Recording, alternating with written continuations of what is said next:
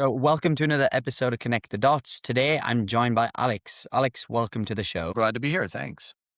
Alex, why don't you give us a bit of a synopsis about what inspired the creation of Blue Pixel crates? It's a sort of something I stumbled into. I had spent about 15 years of my career as a documentary filmmaker at Discovery Channel and other places and really loved that. And then we got to that time in the world of documentary where documentary became reality TV. And I was a lot less interested in being a reality filmmaker than I was a documentary filmmaker. And so it was time for me to do something else.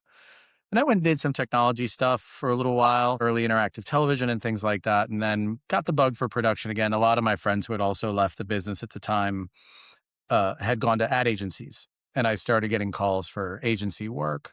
A lot of it on site at the beginning of experiential production because I had had a long career of producing in odd environments and outside and in jungles and in the Arctic and things like that at Discovery Nice. Channel. So they knew I could do it. So I started getting those calls and they never stopped coming. And it got to the point where it made sense to start a business. And then we grew, we started doing the other things that people like besides content, digital, full event production, the whole thing. And so kind of grew out of nothing. Nice. And for those who don't know, what sort of challenges are you solving? So we're solving the challenges. Experiential is fundamentally about creating an in-person experience between a brand and a consumer that's memorable in some way and is going to give that person something that they take away that's going to make them closer to that brand, even if it's not necessarily buying a product that moment, but it's that in person real life experience. So we're solving how do you do that in all kinds of different ways. Sometimes you're doing it at mass scale for something that a person is there for coincidentally. So if you're doing an activation at the Super Bowl, they're there to see the game, they're walking around, they're passing by your booth or your tent or whatever it is. And sometimes we are creating a bespoke experience for a brand where we're bringing people in, whether they're influencers or celebrities or something else, or the press if we're launching a product, and we're creating something that is super custom for that moment. So we're solving that, what's that touch point, whether it's quick and part of something else or whether it's fully bespoke. Yeah, no, that's a great synopsis. I was reading about online a little bit about what you do. Why do live experiences create stronger brand connections, do you think, than, traditional advertising? They don't always, right? They do when they're done well. It's all because people, I mean, I would say people like connection and people like things. And sometimes, if you can unlock what it is in real life that that person is going to feel like when they have that product or when they do that thing, it's a completely different experience than seeing it in an ad. It's not Yeah. that experiential replaces other kinds of advertising. It just really can complement it, especially, there are certain kinds of products. The most famous kind of experiential marketing from forever is sampling, right? You go Yeah. to Costco, you go to somewhere else and you try something. There's nothing like Yeah. selling a food than having a bite of it or a drink of it. And we've certainly done that. A Definitely. lot of liquor brands do experiential. I'm sure you've been to a 4th of July celebration or something else, and Brand X is giving out shots or beers or whatever it happens to be. So, it's part of that. It's part of that quiver. And now, in a world where people want to be out with other people, they want to be having experiences because that's the thing, right? There's a big push these days away from buying stuff to having experiences, and Yeah. experiential is where buying stuff and having experiences cross over. And so Right. you can see that. And then it's the same thing. Brands being part of other experiences is another aspect of that. So that comes in as well. What do you think that separates a great brand from maybe a brand that people forget? Having something that's part of their story that becomes meaningful and personal to that person. Nice. Like, what is it? How does that, and people will say, how does that brand make you feel? Or what does it help you achieve? That's part of who you are, not part of what they are. It used to be that I think people really aspired to brands in a certain way. They wanted to be like that brand. And now I think it's a lot more like people want that brand to be like them, that it fits in Right. with who they are as a person and it says something about who they are, that brand is part of their story. You've obviously worked with some major brands. I read Sony and Best Buy. I guess what do these brands do you think do differently compared to others? When you take the case of Sony, we work a lot with Sony in the context of their cameras and imaging products, which are tools that help people tell their stories. And I think Right. one of the things that Sony has always really done well is they have always focused on helping other people tell their own stories, not to tell Sony's story. Right. And that's a huge thing. Sony is a interesting company. Almost all Japanese companies are founded on a principle or a philosophy. And it's usually like a Japanese word or a Japanese phrase. A pretty famous one is Toyota's one is kaizen, which means continuous improvement. And they're always Nice. trying to be better at making cars. Sony's one is Kondo, Kando, which roughly means to make an emotional connection, which is really interesting for a company that was founded to make radios. But they thought of radio as bringing the world to people, connecting them through Nice. music and sound. And so they've always thought, how do we make a connection, which is a very experiential way of thinking about it for a company that makes TVs and things like that. So those brands, and the same with Best Buy. Best Buy is really about what is it you're going to go do with this thing? How is this going to bring something good to your life, and what's the outcome that a customer really wants when they walk into a Best Buy, and how can we get them to that? Yeah, because I hear a lot about, audience size versus audience trust. What do you think matters today? Is it the size of your audience or having that trust aspect as well? Um, you're going to get different things from different kinds of advertising and different kinds of marketing, right? And so experiential, I think, is more of the trust side of things. It is what is this about? What's happening when I hold this product? What is the connection that this brand is connecting with me? Like, trust is a form of connection. Yeah. And so experiential is definitely going to fall on that side. I mean, you want people to know who you are maybe when they're walking up to experience your thing a lot of times, but we definitely fall more on that connection and trust side. You mentioned obviously you've been to some crazy places, the jungle, some very cold places. Could you tell us a bit of an example? So we worked on a show for Discovery Channel a long time ago called Eco Challenge, which was the first show that Mark Burnett, who went on to produce Survivor and a bunch of other great shows, it was the first show he ever did, and he did it with us at Discovery Channel, and it was a team race across all kinds of different places. And one year we did it in Borneo, which is a small jungle island in the South Pacific for those, or Southeast Asia for those of you who don't know. And one of the challenges that year was the teams had to climb a rope in a cave, and the cave was full of bats. Wow. And caves that are full of bats have a lot of bat poop in them. And so they were trying very hard not to fall off the rope. So there we were with like masks on, trying to do that. You're shooting in a dark cave, watching people climb. So yeah, we did shows in the Australian outback. It's always full of things that are trying to get on you and bite you or kill Yeah. you, and things like that. So it was always really fun. Did you, did you like the travel side of the traveling aspect of the job?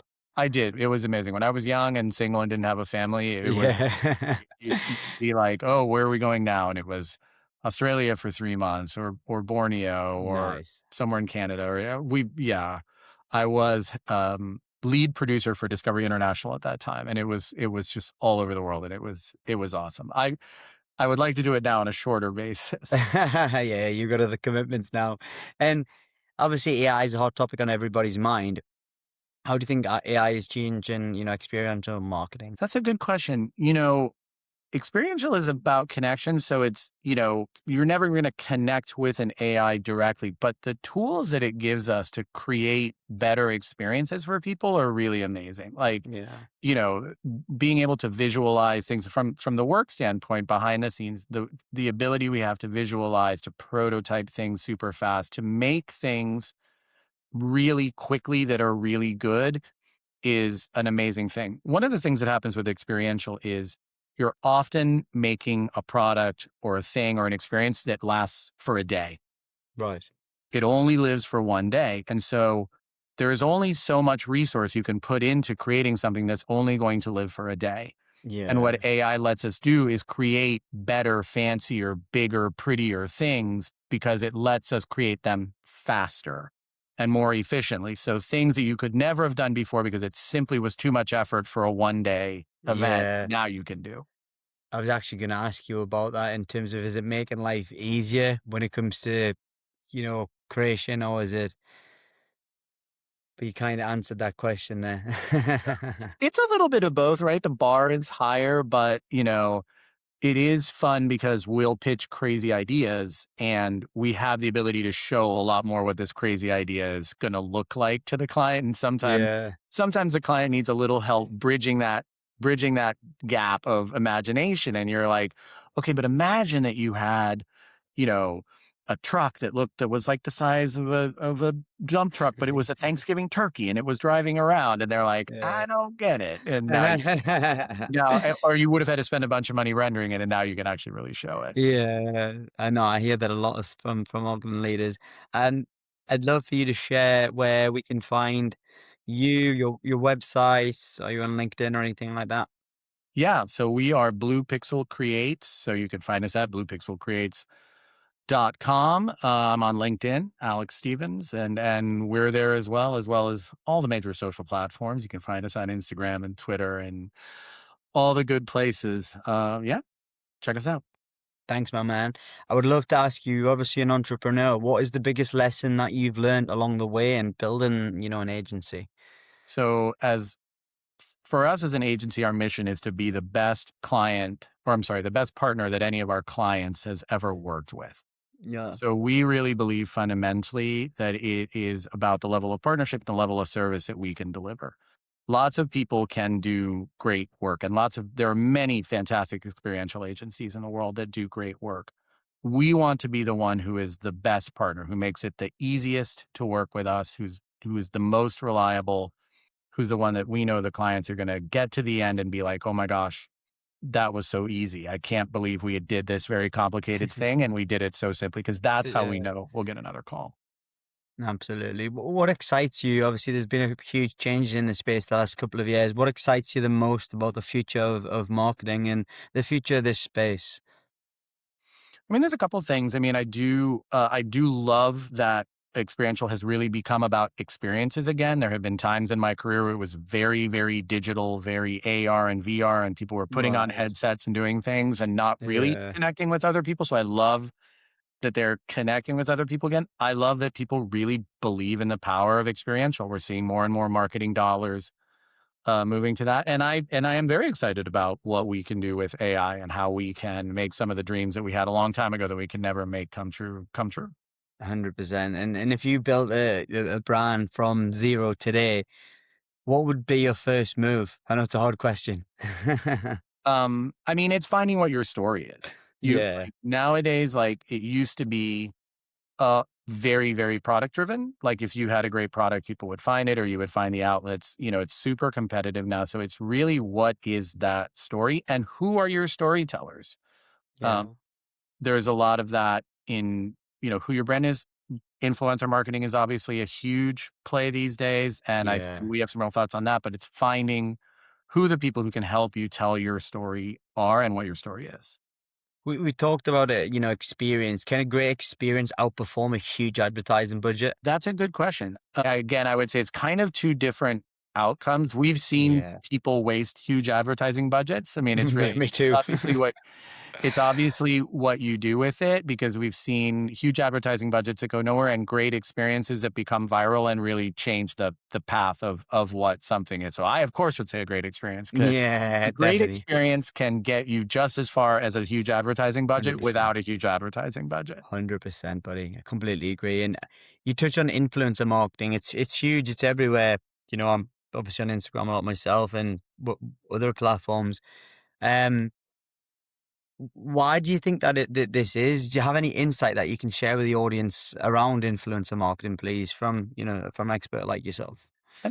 I think fundamentally it is about trust and connection. You mentioned trust before. Like people, I think when influencers are successful, it's because they have a real relationship with their audience and they are telling them things that the audience believe to be true in a way that maybe they don't believe about ads.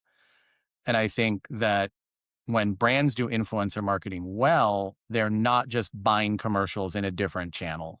Yeah. They are really connecting with influencers who genuinely are part of their story and are the people that are telling that brand story. We've all seen influencer marketing where influencer A has been talking, they use product A, they love product A, they've been talking about it for a year.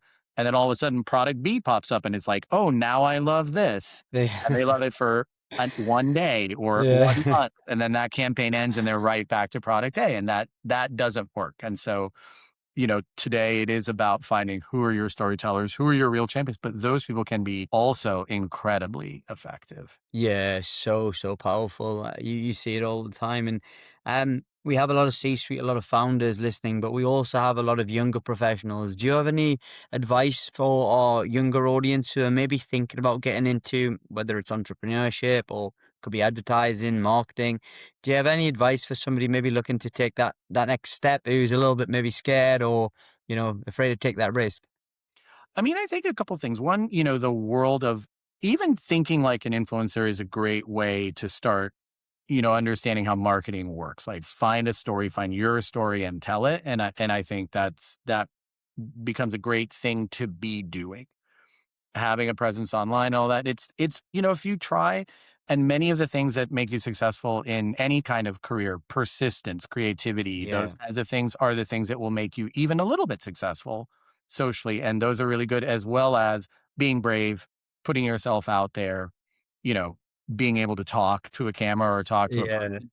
And those things are real. And then for us, it's all about what I was saying before about being a great partner, being a hard worker, thinking about big picture, what is my client trying to achieve? How can I help? What and yeah, always being willing to do anything. We hire people all the time that we've met, even when we don't have a position, because we know in our experience that we've seen them work hard and be thoughtful and do everything. My father was a producer and we would go to big shows that he was the head producer on, and it would be the setup day. And that's not always the busiest day for a right. producer, and he would go and get coffee for people. And that was a lesson I learned. It was like, Love sometimes the that. best thing I can do is help other people do their job and get coffee. And he always showed that he was never too good to sweep the floor, to get Yeah, I love coffee. that. And that's the thing. And you're like, you know what? I'm going to do whatever it takes. It doesn't mean you have to kill yourself all the time, but it just means you're always looking around and saying, what can I do to move the ball forward right this second? Yeah, and I think that makes you a fantastic person as well. Alex, thank you so much. I've got some amazing content there